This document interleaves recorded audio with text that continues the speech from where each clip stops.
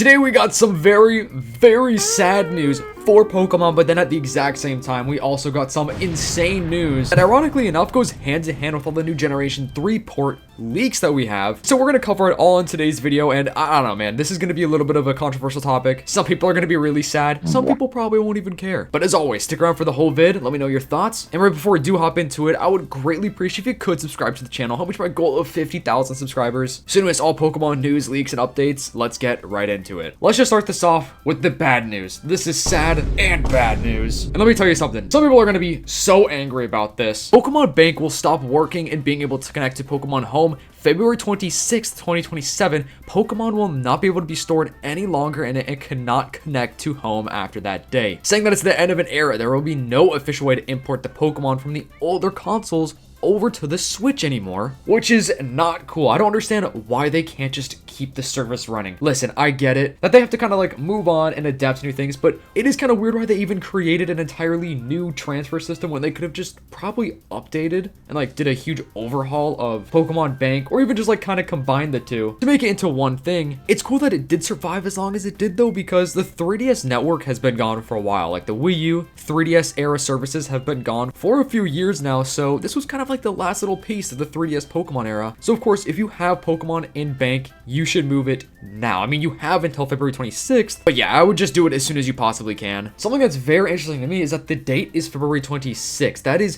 very close to Pokemon Day, which is February 27th. So maybe they're gearing up for something for Pokemon Day. They could be doing some bigger announcement. And now, like I said, we have something to talk about that could connect this to Generation 3 ports on the Switch and the Switch 2. Because right here you can see Fire Red Leaf Green version. Finally, we have an announcement date when it is going to be able to connect to Home, and I just talked about this literally yesterday, but beginning in October of this year, we can now finally connect these games to Home. And as well as that, if you complete the Fire Red Leaf Green Pokedex, you will receive Celebi, Encounter Legendary Pokemon, and more. You see right here, we got Deoxys, one of the goats. Unfortunately, the Celebi is not shiny, and I'm not sure if you can shiny hunt it or not. If somebody does know, please leave a comment. And the reason why this is important is because of the fact that the rumored date for Emerald, Ruby, and Sapphire to be brought over to the Switch and the Switch 2 is September/October-ish. So the original person that did leak this out the other day did say September/October, which means, you know, it could be October, it could be September. We may be looking at an October release for the Gen 3 games. Basically, so we could trade to Fire Red Leaf Green through Home. And of course, in the code of Fire Red Leaf Green, we've had a direct link to the Generation 3 games, literally since those games dropped, which is very interesting because they are ports, so theoretically you'd think that they'd have to be looking at all this code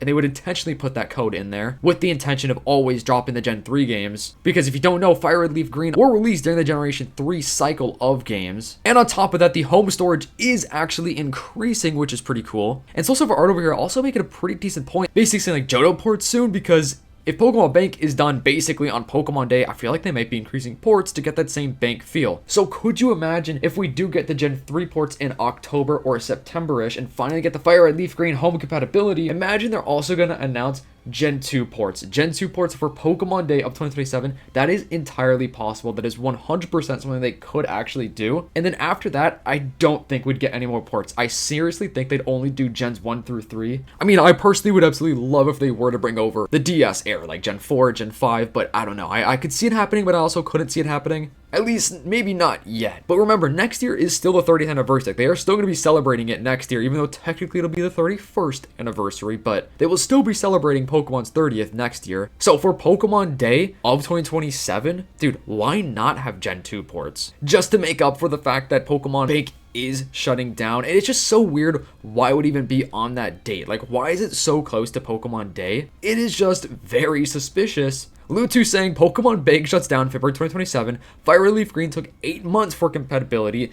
Dex completion gift is not even a shiny. Ghost Safari Balls turn into Strange Balls after a year of silence. How does it keep getting worse? I mean, you can't even really like deny what he's saying right here, but I think things are going to start looking up. Because yeah, these all are pretty unfortunate, but at the same time, we are still getting really cool announcements and some big things coming. So it's a sad day, but it's a good day because Pokemon Bank is going away, but more than likely going to be getting Generation 3 games. And then, dude, the whole idea of Gen 2 ports even coming out as well for Pokemon Day, which I kind of want to make a whole separate video about this, just because I feel like I could yap about that forever, just like make a whole theory about it. So let me know if you do want to see that, because I kind of want to make that soon. The time we're living in right now is just a time of change for Pokemon. Pokemon. Everything seems to be changing in a good way. Now, I'm gonna make a video soon about some good news for Winds and Waves that I was actually gonna drop today, but I thought this news was a little bit more important or like relevant to this current week, if that makes sense. So yeah, we got more epic videos coming out about great news. I'm very excited for more reports because I think playing the OG games, there is nothing like some of the original Pokemon games. And I still think that eventually DS games could be brought over. I don't know exactly how they would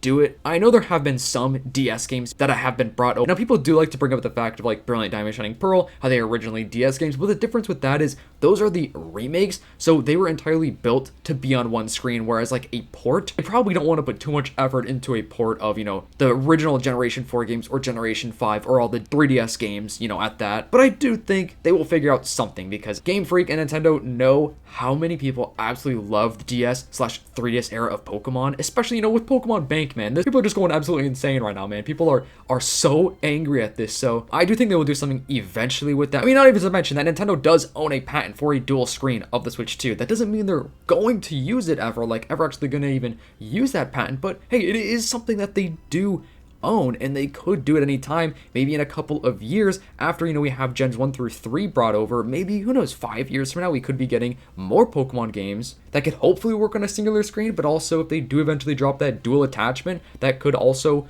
work for that. We also have a new timed research for Pokemon Go that's going to give you a Mewtwo with perfect stats. Now, I was fortunate enough to get a Shundo. I got a shiny. I cannot believe it, finally, bro. But you also get this awesome special Earth background with that Pokemon Go 10-year stamp. And this is for all the Pokemon Go players, and apparently this is, I guess, another thing for the people that weren't able to get the event a couple weeks ago. And Mewtwo with the Times Square background will be available again at some point in the future, which is pretty cool. Now, this game, bro, Pokemon Go, I've been getting really addicted to again recently, and I feel like they've been doing some pretty good quality of life updates for it overall, and I think people are really trying to go back to this game because it is so fun, bro. Pokemon Go is such a fun game because it's so casual, you know what I'm saying? Like, you could literally play this anywhere you ever go, so it's awesome. Let me know if you guys play Pokemon Go, and if you're thinking about picking it up again, dude, I think you should because it's been a blast. So I throw it off to you guys. How are you feeling about this? How are you feeling about the bad news? Are you excited about the good news that we do have? You know, like, at least we finally have home compatibility to Fire Red Leaf Green, and I'm hoping that means